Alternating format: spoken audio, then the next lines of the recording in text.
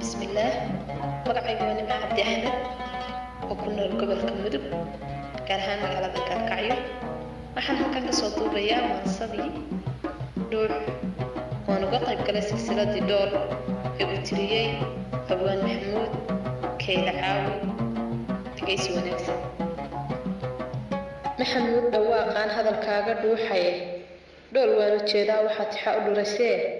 dheeman aad ku sheegtay qurux aad ku dhaaftay dhowr ereysi iga dadan yarta dhabanka wacan ee dhaashanay ku deeqday ka dhex qaaday dhuuxee inamada ka dhowrtay komentiga ka dhicisay boostiga dhibsanaysay inankii dhameysiri dhoolay halaa yiri dhilada ka kicisoo dhardhaarada u qaado dhig oraaha tiri dhool kuma joogtay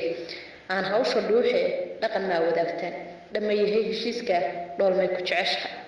وأديك أودي من النمس هاوش واد ربع عري قراره عاشق دنك أبوك درداران هايو دول كوما أي أوجا ديكو كلمة يو مرن هذا الله دبقة كده دفارح سوا قري كدي دين إسام سوا كده أفتح فريمها دبقة دقي لكن أنا ما دحشة دبشوا به هذا مجدي بتايم كدين عستكته مسي محمد واد ده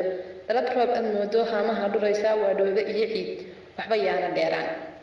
كل دول كتير ضيه عندنا حقيقات سودية ذهبكي dadka mooga dhowdaha dhanka kale aan marin xilxiraalahaagii aan yara u dhaadhaco dhungooye waa dirid dhiiladuna waa ficil ruwaaguna ma hore ilin dhimashada barkeed baa dhanta nolosha dhowrkeed cadceedoo dhacaysana dhagarqaba ma celin karo waayo arag dhamaystiran karta dheema naqi kara dhulka wuu ku nooli suugaanteenna dihan iyo dhaqankeenna doorka ma tahay mid daneeyo durbaanka u tuma